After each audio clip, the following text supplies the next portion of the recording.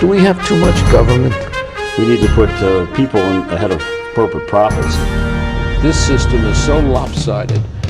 This threat is a real threat to democracy. And I think that's really important. That's something we haven't been doing in this country for a long time. Where do you start? What do you do? How do you do it? Access to Democracy is sponsored by Thomson Reuters, providing legal professionals with the intelligence, technology, and human expertise they need to find trusted answers. Products include Westlaw, Practical Law, and Firm Central legal practice management software for small law firms. Thomson Reuters, the answer company. Online at thomsonreuters.com. Access to Democracy is made possible in part by a donation from Firefly Credit Union.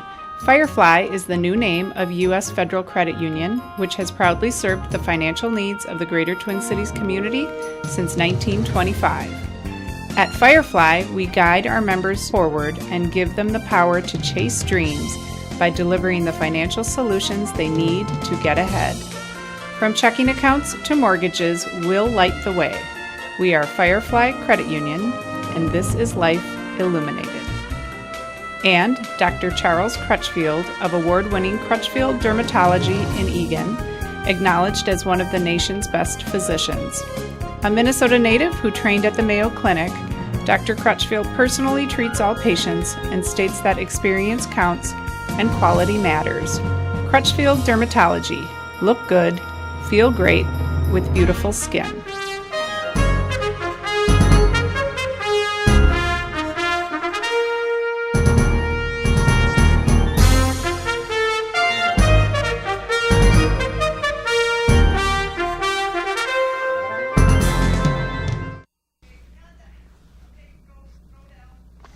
Welcome. Alan Miller with you today. Access to Democracy here.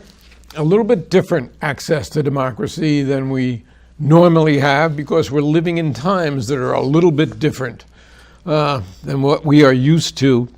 And to share that with us is Senator Jim Carlson of the 51st Senate District, who has been a long time and frequent guest of ours.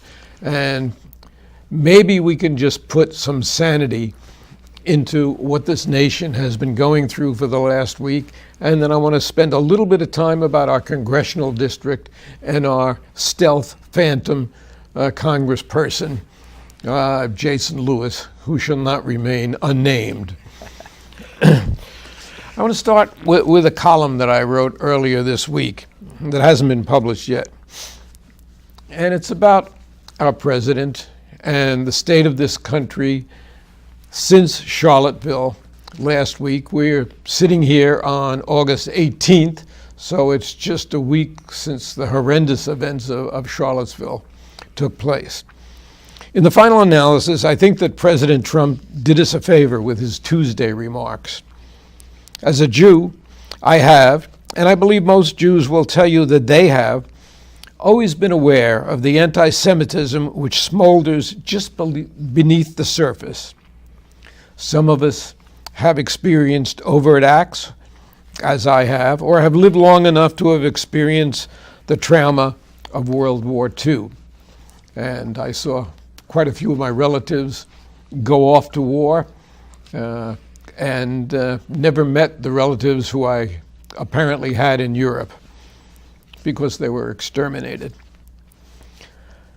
Other people are simply aware that because being a member of a minority, even in America, unfortunately offers far too many examples of prejudice and racism. Whether it's intolerance against African Americans, Muslims, Mexicans, or any other group, the senseless hatred which exists in that irrational minority becomes part of life's experiences. Like a disease, you just don't know when and where it will strike. What Donald Trump did on Tuesday was to show us his true stripes. And no matter how his acolytes attempt to dance around it, it exposed, as if there was any question, exactly who he really is. He has inspired bigotry and hatred for 2 years during his campaign and in those first months of his presidency. He is the architect the man who confirmed who he is and who he has been. At least it's now out in the open, lest anyone deny it. Trump's bigotry goes back a long way, to the 80s when blacks were denied rentals in his properties, to his full-page ad in a New York paper calling for the execution, before trial and before due process, of 5 young black men who were accused of being the Central Park rapists. They have long since been exonerated, and the actual perpetrator has been prosecuted. And a legal lynching of those 5 young men has been avoided, and we've seen just too much of that lately in this country anyway. People of many different beliefs and political persuasions were speechless and stunned, embarrassed and disheartened by Trump's remarks this week. This man should be our clarion to the world, as our previous presidents, Republican and Democrat, have been. And to those who express surprise, I ask why. Whether it was mocking a disabled reporter, disparaging John McCain, a war hero, denigrating the parents of a fallen soldier and a hero, calling for physical punishment for protesters at his rallies, reversing former positions against transgender and LGBT individuals, attacking an American-born federal jurist just because of his ethnicity, his blatant misogyny, or any of the other dozens of overt acts of prejudice which have marked his career, he has confirmed his lack of moral fiber. The overwhelming reaction to his remarks is heartening. I don't expect to see the 71-year-old change, but for the rest of us, we at least have the opportunity to seize on his shortcomings, to learn from them, and to unite to restore the principles upon which this nation was founded. And I'm heartened to see that that is happening more and more. Jim, what's your gut reaction to this last week? Well, Alan, I struggle to be calm about it. It's very difficult to not, scream from the rooftops. Anyone at all who walked, marched, demonstrated under the swastika last week is not a good person. They are not good people. Anyone who has brought the Confederate flag into the discussion of whether African Americans or people of color are just as equal as we are, being a white person, being a Jew, being a Swede, or being a German. Anyone who brings that flag into the discussion is not a good person. They and must distorted realize the facts. What he has done is distort the facts. The man is not capable of telling the truth. I am thoroughly convinced of that now. But then lies, like the General Pershing lie that he perpetrated yesterday, and once at one of his rallies, that General Pershing dipped bullets in pig's blood and then executed 49 Muslims, and that did away with Muslim anarchy for 35 years. It's completely debunked. Politico said pants on fire today. 4 historical experts that I heard say it never happened, but that doesn't bother him.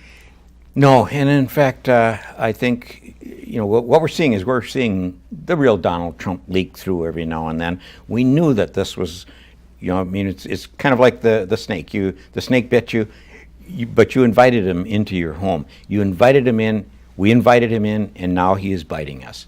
And I think that I always look for something, have to search hard for something that's good. And one of the things that's good is this is bringing a lot of these issues into the forefront. We're finding out who's behind him. We're finding out what good people have done to support him, and then they get attacked. Senator McCain gets attacked. Senator Lindsey Graham gets attacked. All of those people get attacked. Today it was Senator Corker who was attacked because he spoke up yesterday. Yes. Yep. And heartening is the fact that the Manufacturing Council decided to withdraw and submit their resignations en masse. And so did the other council, I think it was the Infrastructure Council. Yeah.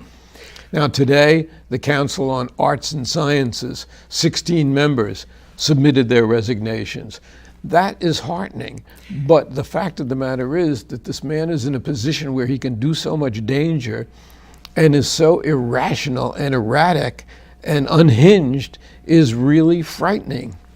I have to say that one of the things that I take great pride in this week was that 3M CEO Inge Thurling resigned from that council As a graduate of 3M. 3M yes. retiree. I've known that we have corporate responsibility. We have good people in corporations, and that was a very stand-up thing he did. He did it after consideration. He didn't do it as a knee-jerk, which, I think we have too many knee-jerks going on, but he did it And too many jerks, period. as a confirmed and reasonable response to his employees, his stockholders, and to the public in Minnesota. And I think that was a point of pride for me. Interesting that we had this tragedy yesterday in Barcelona. In fact, at La Ramblas, a place where just a few years ago, Sharon and I spent a great afternoon where a street side artist in 45 minutes did a great portrait of our dog, Toby, our long deceased dog, Toby. And it's just a wonderful place to have what happened there yesterday as a result of apparently very coordinated attacks by a fringe group of lunatics is really, really disheartening. However, within minutes, Trump sent a tweet to the people over there expressing his support and concern. Now, 2 weeks ago, when a mosque was bombed here, to which he still has not uttered a word, when he was asked about it, the result that came back, or the answer that came back, was that he doesn't want to talk until he knows all the facts. Well, it's been 2 weeks now. The FBI has put out a reward. We still don't know who did it, but it didn't take 2 weeks to pick up a phone and talk about the outrage that mosque was bombed. Yesterday it took them 5 minutes to notify Barcelona because that was a photo op in effect. Yeah, well, that the mosque bombing and the lack of response there from the president has been that's been a history of where he has come from. When he was here a couple of days before the election, he was at the Sun Country hangar on the airport site, and he talked about how the Somalis have invaded Minnesota. Well, that's about a mile from that same mosque that was bombed. So, this is consistent, and it's something that he's done consistently to talk about Muslim terrorists, to talk about, the Pershing situation, all that. He has a thing about Muslims, and he will not look at the good that happens from the communications that we've had with the Islamic community.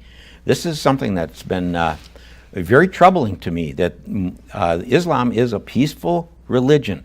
There are radicals, just like there are radicals in other religions. In other religions, absolutely. Yes. And the fact of the matter is, we have the largest Somali population, yes, 57,000 here in Minnesota, and some really, really fine stand-up people. There are fringe groups that really enlist and misconstrue facts, as happened with several young men here, to get them to go overseas, and several of them are dead now. And we actually had a very good process going on with U.S. Attorney Andy Lugar, who is Jewish, working with the Islamic community to identify the places where these people were being conscripted into the fights. And of course, he had to resign, He had to resign, along yes. with all other U.S. attorneys who have not been, for the most part, replaced in 6 months right. now. Yeah, Hundreds of jobs You know, there's a lot of vacant. these things that are connected together, and you know, one of the things that's on the news right now is the fact that Steve Bannon has been is being separated from the White House. We don't know fired, we don't know resigned, we don't know exactly what the background is. Well, I heard that he put in a letter of resignation, but I think that we see General Kelly step up and really force that resignation. And maybe that was the right thing to do in terms of allowing him to sign a letter of resignation rather than just outing him, because But he has thrived on that kind of prejudice. That's Breitbart. And I can tell you that there are none of those things that I believe on face value until I see where is he going after this. Is he going to a place where he'll have even a bigger megaphone? And You know, will he still have contact with the president? Yes, Which yeah. which happens with many of the people who separate from him, like Corey Lewandowski. Roger Stone. Roger Stone's Roger another Stone. one, right? There's and anyone who has the has Netflix should look up the Roger Stone. I think it's called "Calling for Roger Stone" documentary. It is incredible. You find out so much more about this crew of subterfuge that's going on under the radar. Roger Stone was one of the people that was considers himself responsible for Trump running for office, and that's why when I talk about Bannon, I'm not sure just what has happened here, because Roger Stone was also separated from the Trump organization, And so but is then- Lewandowski, who's back now. Yes, in they some became more capacity. powerful behind Yes. the scenes. And behind all of those is a couple that they're in New York right now talking to Bannon about what his future is. It's the Mercers. The Mercers have funded Breitbart. They have funded a lot of the what they call the alt-right. They have funded to a large degree Trump as well, Exactly. because they own Sinclair Broadcasting, and they're trying to do away, and they have done away with this new FCC chairman. They are trying to do away with any fairness in broadcasting so that they can gobble up even more radio stations, And- right-wing radio stations. And they are behind a lot of the anti-climate change, the school changes, and also anti-tax, all of that. And that's why I brought this, Alan. These are 3 of their newsletters from the Heartland Institute. The Heartland Institute sends these to all legislators in the entire country, and then they boast up in the corner here that 60% of the legislators or 65% read it. That means that about 35 to 40% throw it away because they all get it. This is funded by the Mercers. who have unlimited cash. Yes, it's funded by them, and as you can see, it's school reform news, budget and new tax news, environmental and climate, and there's another one too. I can't recall the name of it right now, but I get these every month, and they have. And the first time I read the environment and climate news, I thought it was the Onion, because they were saying everything anti what I understood. Polar bears are thriving. Distortions and untruths. Yes. Yes. And that's funded by the Mercers. So we have some very huge moneyed people behind the scenes that are funding this kind of fake news. And the question is, they have more money than they and their families and their children and their grandchildren for generations can ever possibly need. So what do they want other than control of this country to take away the fundamentals and the beliefs that are really, really what we're built upon and turn us into something which is, I don't know, a kleptocracy, perhaps? A democratic, or what I would call it an oligarchy. An oligarchy, Yeah, I have to certainly. make sure my phone is off here. Boom. An oligarchy, because if you notice, these are the folks that are very super rich. We have a super rich person that's leading it. The pattern that we're following is Putin and Russia. They're not communist anymore. And they're of course, an oligarchy. what really Trump is a master of is deflection. Have you heard anything this week about Russia? Very little, because he has created, as he always does, these other deflections. And it's to take our attention off the fact that we still haven't seen his finances, we still haven't seen his tax returns, and sooner or later the truth will come out about the fact that he is Putin's Pratt boy. I had about an hour and a half conversation with an activist this morning, and we went through a lot of these issues because she's trying to figure out how to get the public more involved. And the public right now has a thirst for getting involved. It better. We need to make sure that that thirst is fulfilled by accurate information, by people being able to go to their legislators or go to their leaders of groups and finding out the truth, because the truth right now is really hard to get in this just barrage of false information.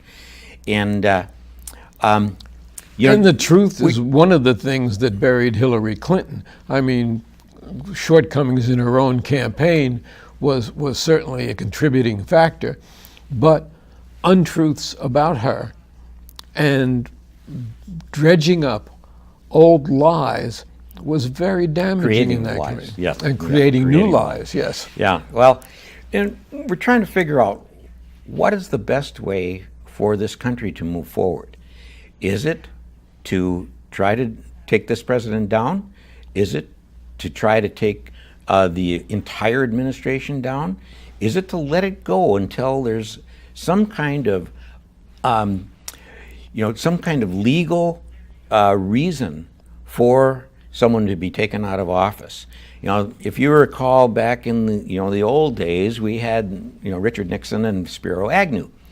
Before Richard Nixon could be taken down, they had to take down Spiro Agnew, because you didn't want Spiro Agnew, a person they already knew had taken bribes and had done construction manipulations. Before they took down Nixon, they had to take down Spiro Agnew. And it's true, because what are we left with but Pence? Actually, we get a bargain if Trump is gone, because we get Pence and Mrs. Pence, because he don't leave home without her. She's like American Express. Yeah. It's going to be a very big test of our will here and of our ability to look and to doubt and to make sure that we research things clearly before we react. I just ask people, get involved, get informed, read newspapers. Yes. Yeah. Not this garbage, but newspapers, legitimate newspapers. Go to legitimate news sources, because the life that you save is that of your children and the next generation, unless we get a handle on this democracy. One very, very encouraging thing today. James Murdoch, the son of Rupert Murdoch, yes. Really wrote a letter castigating Trump and his performance this week, and donating $1 million. $1 million to the Anti-Defamation League. To the Anti-Defamation League. And Cook, the CEO of Apple, is donating $1 million to the Anti-Defamation League and to the Southern Poverty Law Center, which, these are two organizations that have done their best to try to research and give us the correct information and the truth. And they track all these crazies and all these prejudicial organizations and all these people. The people that made me sick last weekend, as I saw people with torches marching at night, screaming anti-Semitic slogans, and then the next day, of course. And contrary to what the president said, that night they were screaming anti-Semitic slogans. Absolutely. And anti-African American slogans. They were not quietly demonstrating. Absolutely. And then the next day, the horrendous event that resulted in that riot, people who wear combat helmets and have shields and clubs are not people who want to peaceably demonstrate. Yes. These are people, especially waving Nazi flags. I never thought I would see that again, but it was really disheartening. And there have been a few bright lights. Yeah. Well, I'm really happy to be on your show here and be able to say some of these things. And I want to, you mentioned something a minute ago that has made me a little bit more vocal on this. Our children and grandchildren, we have been informed that we are going to have our first grandchild in January. Now, I In my words, mazel tov. Yeah, I've actually had a little bit of fear, because what kind of world is Are we my bringing these children grandchild coming into? Yes, and Absolutely. so it's time for us all to work harder, and and I'll look for anyone who has an idea to tell me, what can we do? What are you going to do? Last week we had a picnic, and the mayor, Mike McGuire, had a very good conversation to the public that was at this picnic, and talking about local issues. And I said to him afterward, I said, Mike, this is great for you to come up with the local issues that make people interested in coming out to vote next year, because that's So we have an important. interim election That here. 2018 election is so It's going to important. be so important, and it's right down at the very base level. Whatever you vote for in the city of Egan or the city of Burnsville, is that basis of where these things start. And for the mayor to make an issue of what's happening locally here with the fire department, with the police department, with all sorts of things, the development, the Viking Stadium, everything, that's important to get people interested in these local issues. Well, we have had great local government in Egan. And in less than a minute and a half that we have left, I just want to switch to Congress, local Congress. We have a stealth candidate, we have a stealth congressperson. I have invited him on this show several times. I have called his office and I get an answering machine. We're talking about Jason Lewis, who I Yes. mentioned in the beginning. He keeps himself under the radar. He has marched in lockstep 95, 98% of the time with Trump. And I just want people to know that this is not the kind of representation that is good for any of us. Every other congressperson in Minnesota has had town hall meetings except for Jason Lewis. Everyone. And when we had the 4th of July parade, I had the Star Tribune reporter come and ask me how I was being received. I said, great. He said, Jason Lewis was being heckled. And now we've had a kind of a war in the local paper about whether he was won't working with listen people. to or even meet with his constituents, except the people who love him. And we're down to 10 seconds. Jim, thank you so much for coming in. Thank you very much, Alan. For a very different access to democracy. Thank you. Yeah. Oh, gosh. I really